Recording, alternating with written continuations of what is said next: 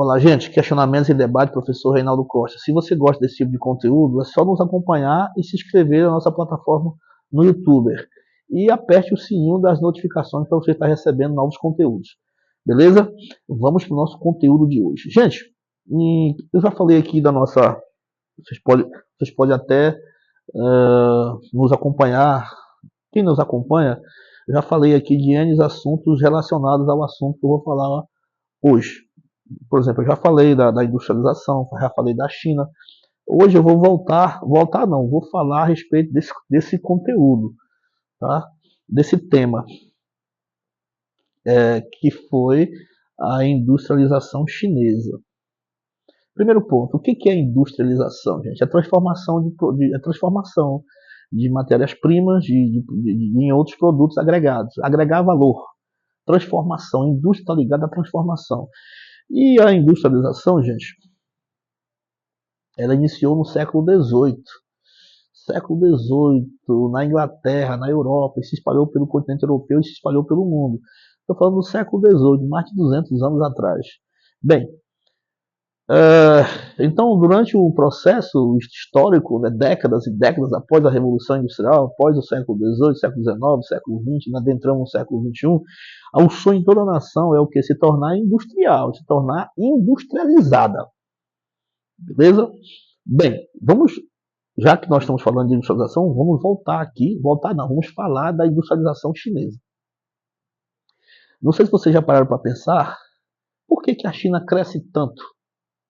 O que levou a China a crescer tanto? Entendeu? A China hoje, gente, ela cresce a cerca de 5, 6, 7% ao ano, que é um crescimento astronômico.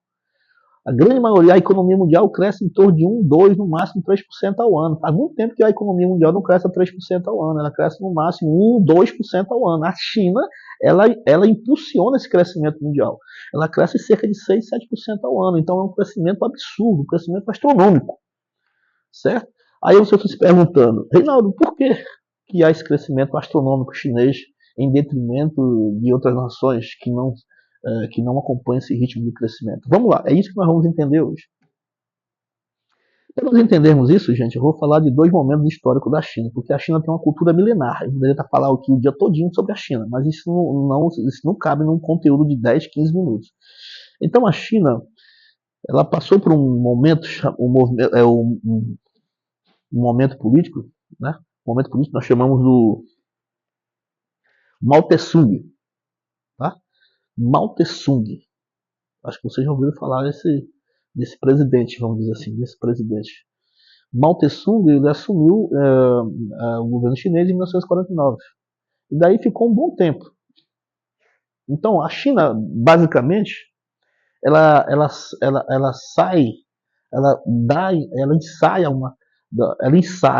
ensaia uma saída do seu período medieval a partir dessa época, a partir do Mao Tse-tung, porque ele faz uma série de reformas, certo? Mesmo com o pensamento socialista, né? Nós sabemos que nesse período vivia a Guerra Fria, o mundo estava influenciado pela Guerra Fria, ok? Bem, com a morte de Mao Tse-tung, assume Deng Xiaoping, Deng Xiaoping, certo? Estou pronunciando aqui várias vezes porque o nome não é português, né, gente? Então, Deng Xiaoping, ele assume o governo chinês e ele faz a verdadeira revolução. No sentido, essa industrialização chinesa se deve muito a esse presidente. Então, o que o Deng Xiaoping faz? Para poder modernizar a China. Porque a China, gente, ela era comunista. Aí vocês se perguntaram, só dá uma pausa aí no que eu ia continuar falando. A China, ela é um país, vamos dizer, comunista. Deng Xiaoping, quando assume, ele olha para o governo de Mao Tse-tung, que era um governo extremamente atrelado ao governo soviético, né, ao modelo do marxismo, né, essa coisa que vivia da Guerra Fria, aquela coisa toda, e ele pensou, da forma que está, nós não vamos sair, nós não vamos se equiparar às grandes potências industriais do mundo. Então, o que o Deng Xiaoping faz para poder modernizar e industrializar a China? Ele cria a ZES, as zonas econômicas especiais. Repetindo, ZEES, as zonas econômicas especiais. O que seriam essas zonas econômicas especiais? Essas zonas econômicas especiais seriam pontos específicos no território chinês, onde o capital industrial do capitalismo, das grandes empresas do Ocidente, poderiam se instalar dentro do território chinês. Só nesses pontos, Reinaldo? Sim, só nesses pontos. Daí o nome, zonas econômicas especiais. O que teria de especial nessas zonas econômicas? Nessas áreas selecionadas por Deng Xiaoping, as indústrias, qualquer indústria do mundo ocidental poderia se instalar ali. E essas indústrias, o que elas ganhariam com isso? Isenção de impostos, mão de obra barata, matéria-prima. É uma área especial.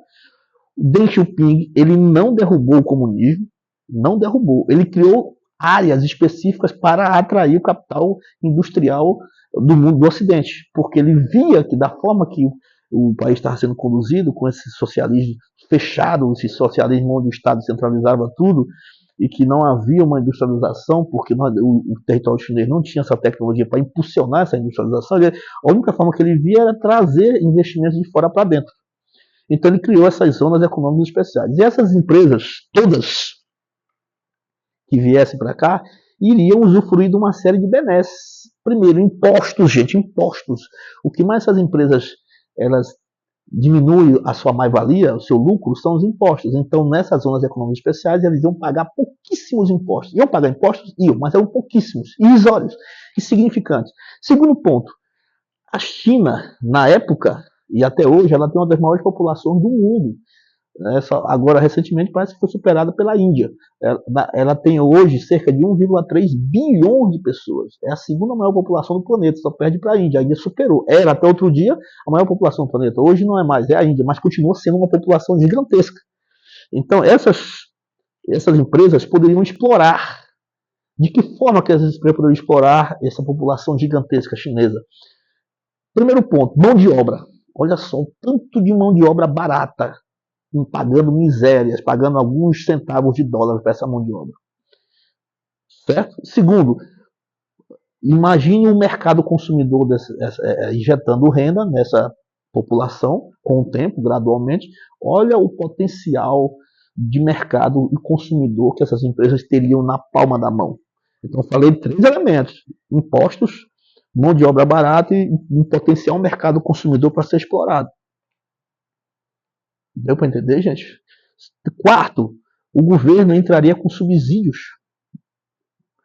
com infraestrutura, gente. Infraestrutura.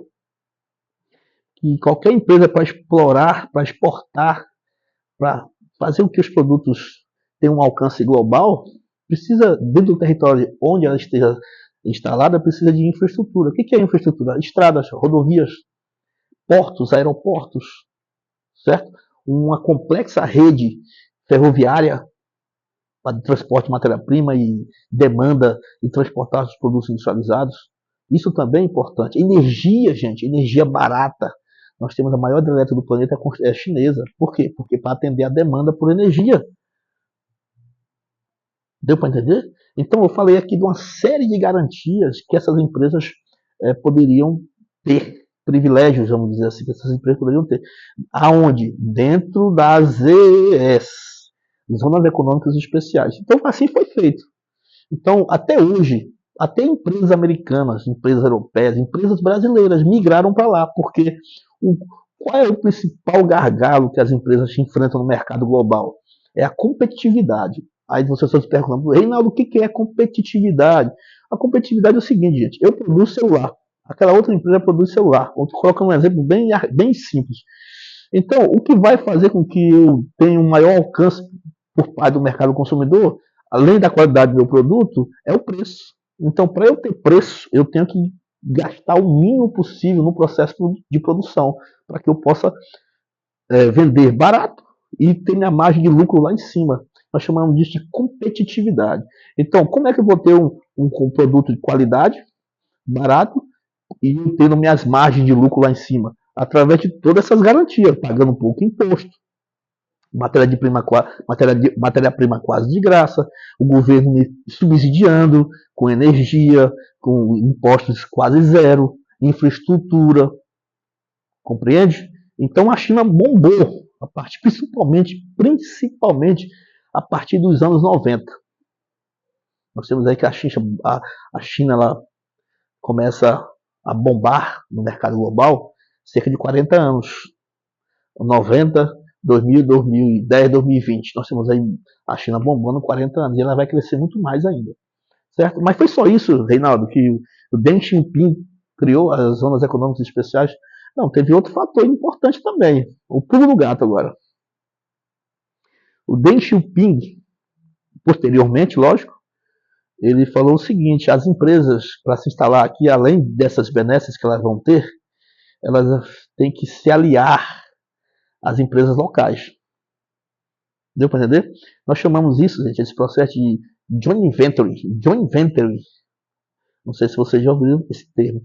O que é uma joint venture? Por exemplo, uma Apple da vida, ou uma Samsung, que é uma empresa coreana que produz tecnologia.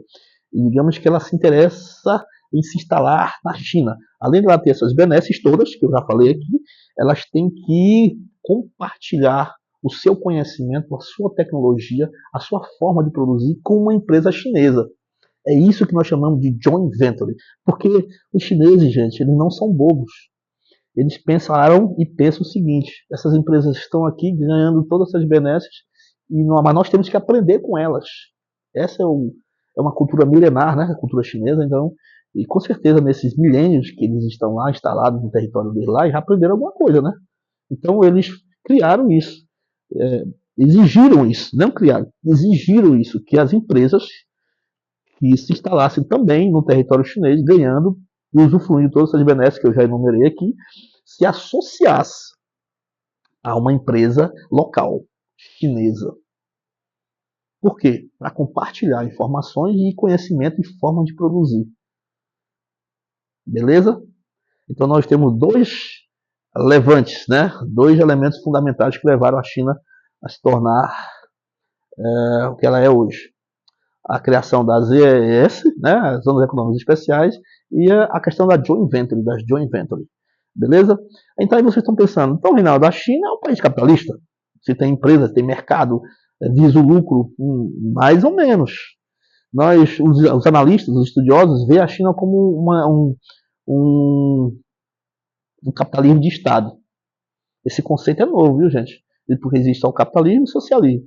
Então, eles dizem que há um capitalismo de Estado. Por quê? Porque as empresas elas são regidas, lógico, pela iniciativa privada, mas o Estado é forte. O Estado, por exemplo, amanhã, se ela quiser baixar alguma medida, ela baixa e pronto. Ou se ela quiser fechar, ela fecha. Ou ela quiser tomar essas empresas que estão lá instaladas, será que ela tem esse poder? Tem. Porque é um país fechado, gente. Qualquer medida ela pode se instalar.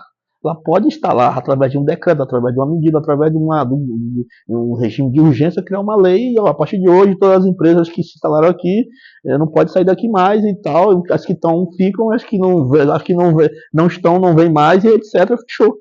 Entendeu? É um país fechadíssimo, né? Inclusive a internet lá é regulada. Você não tem essa liberdade que nos países ocidentais você tem. Entendeu? De votar, de ser votado, de acessar qualquer site, de buscar qualquer informação nas redes sociais, nas plataformas. Não pode. Tudo é controlado pelo governo. Certo? Então tem mais essa ainda. Beleza, gente? Então, espero que vocês tenham gostado do nosso conteúdo de hoje. E até o nosso próximo encontro.